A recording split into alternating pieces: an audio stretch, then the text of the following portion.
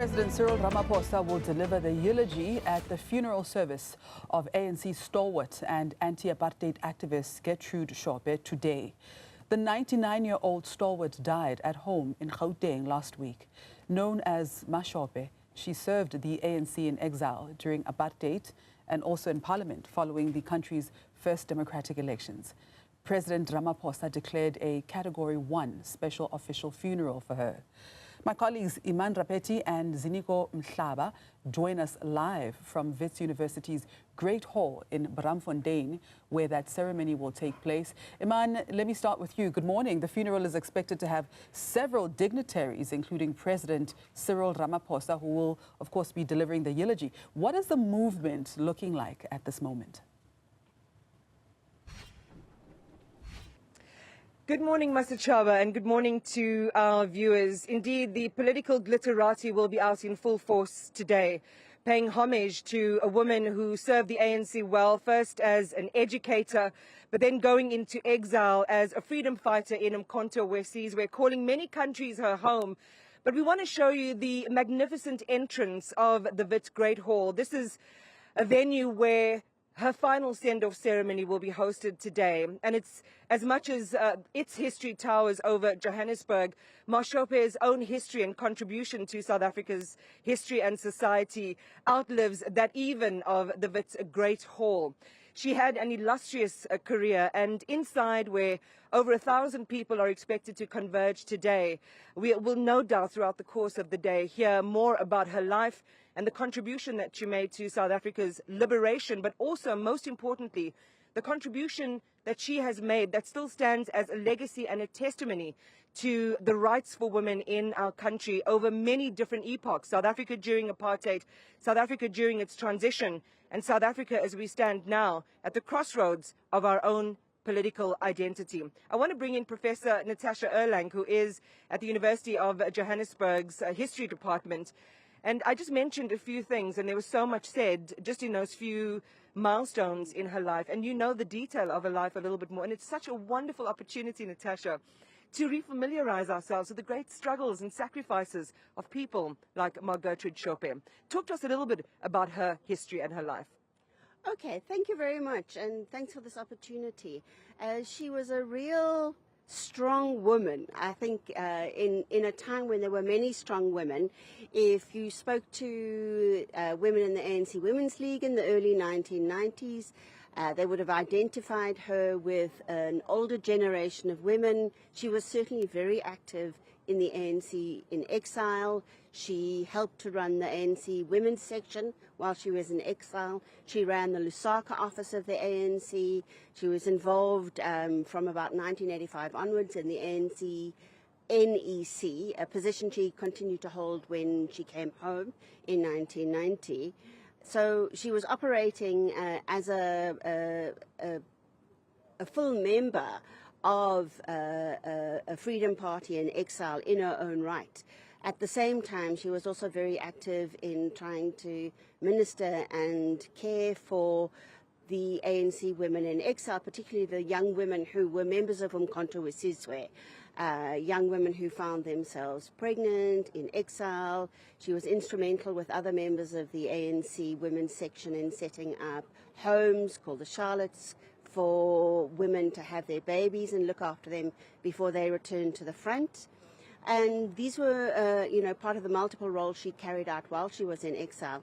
And she was also one of... Before you move on from that history, because I think that we skip over that history quite quickly, but when we understand the level of support that you needed in exile at a time where your sense of family, your sense of mothering your own children was always in doubt. You always lived in fear. You were not sure how they were going to be raised, or whether you were going to be safe. You didn't have psychological safety in those days. How important would that role have been in mothering women in a context of such great uncertainty? It was tremendously important. Remember that she, like many other women of her generation, left her children behind in South Africa when she went into exile. Another person was Baleka Mbete. And so they were leaving their children behind, going into exile, relatively young, in their 30s to 40s, and then having to assume a role. I think for the first few years it was relatively quiet, but after 76, when a whole generation of new activists, including new women activists, went into exile, there was a lot of work to do. It wasn't always easy in the camps. People forget this after all this time. And she was instrumental in helping to set in place some of the gender policies and pushing for the ANC leadership, with the support from Oliver Tambo in particular, in trying to get a lot of the ANC men on board with gender issues, not just women's issues, but gender issues.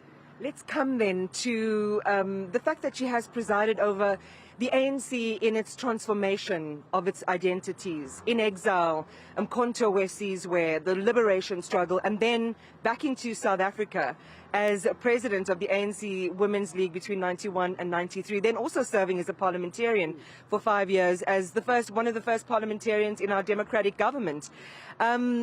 Watching the ANC, though, mixed fortunes over the years, and watching the ANC Women's League try to re-establish its own authority in the broader movement.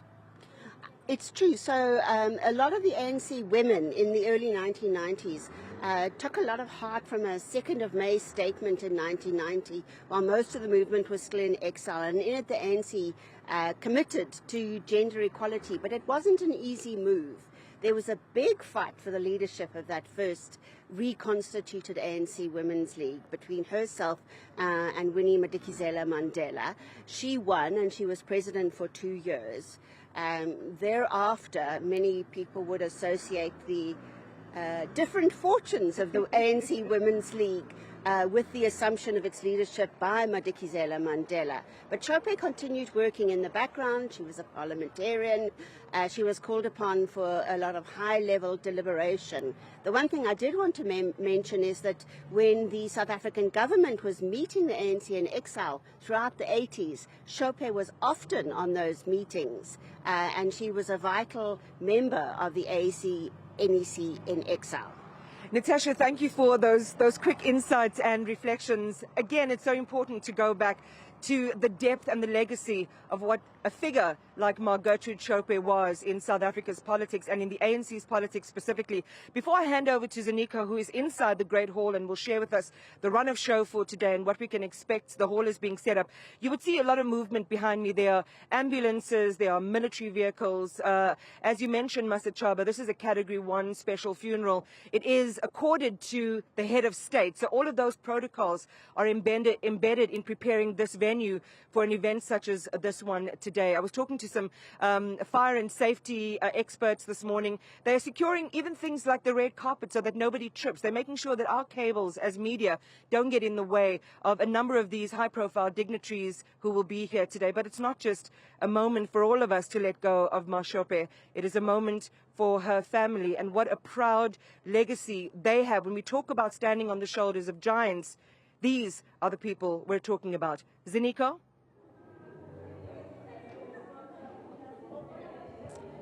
Well, Iman, we are inside the Great Hall here at the University of the Witwatersrand in Johannesburg, a very historic university on its own, founded back and originated from Kimberley in the Northern Province, and of course it was officially moved to Johannesburg and established as the University of the Witwatersrand in 1912. So this is where the official farewell will be held for Umam Shope, who has been always playing and regarded as the mother of the movement. Of course, you see various leaders of the ANC who have been paying tribute to her, regarding her as someone who was a mother, is someone who was a leader politically, but also a struggle stalwart. And of course, her portfolio when it comes to her activism, ranging from trade unions to political activism in exile and here in South Africa before she moved to exile in the 1960s, but also came back and served in the public service under the very first democratic government of the Government of National Unity, which was formed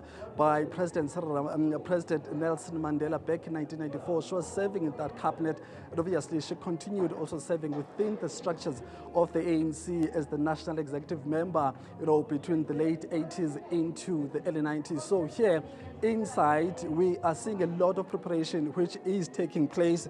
As Iman said, that this is a very high-profile funeral service. So in terms of the preparations, nothing has been left to chance. But here on the stage, you can see there the gentlemen are setting up the flags, the two podiums, which will see the people who will be paying tribute, making use of these two podiums, but also that eulogy by the president of this country will also be here on this particular stage. We understand that the coffin at some point will be positioned in between these two podiums, where we see that gentleman that was just ensuring that everything is being prepared accordingly, but also they are ensuring the movement.